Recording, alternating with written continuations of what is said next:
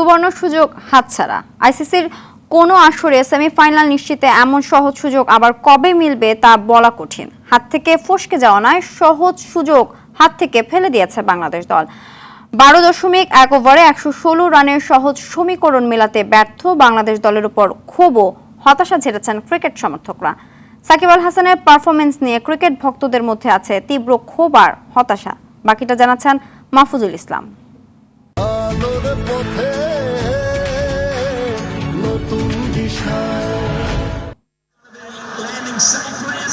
শত কর্মব্যস্ততাকে পাশে রেখে তপ্ত রোদ আর তীব্র গরম উপেক্ষা করে দলকে সমর্থন জানাতে টিএসসিতে হাজির ক্রিকেট ভক্তরা।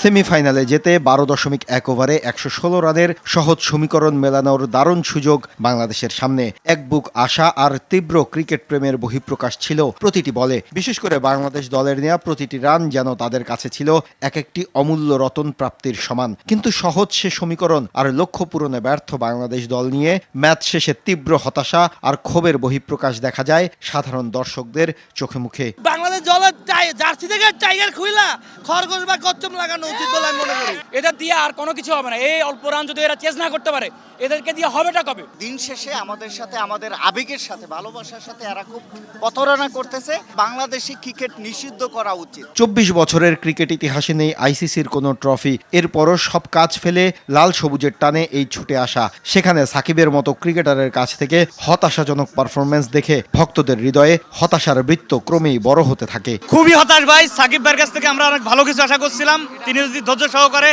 অ্যাটলিস্ট পাওয়ার প্লেটা খেলতে পারতেন, তিনি 10টা বলে হয়তো 20টা রান করে দিয়ে যেতে পারতো। সাকিবের কাছে কোনো প্রত্যাশা নাই। আমরা চাচ্ছি ও দেশে এসে ওই সব ধরনের ফরম্যাট থেকে অবসর নিয়ে নেয়। আমার কাছে মনে হয় না এই স্টেজে এই লেভেলে এখন এই পেসে খেলার মতো অবস্থায় সাকিব আল হাসান আছে। ম্যাচ শেষে সবার একটাই প্রশ্ন, এমন সুযোগ আবার কবে পাবে বাংলাদেশ ক্রিকেট দল?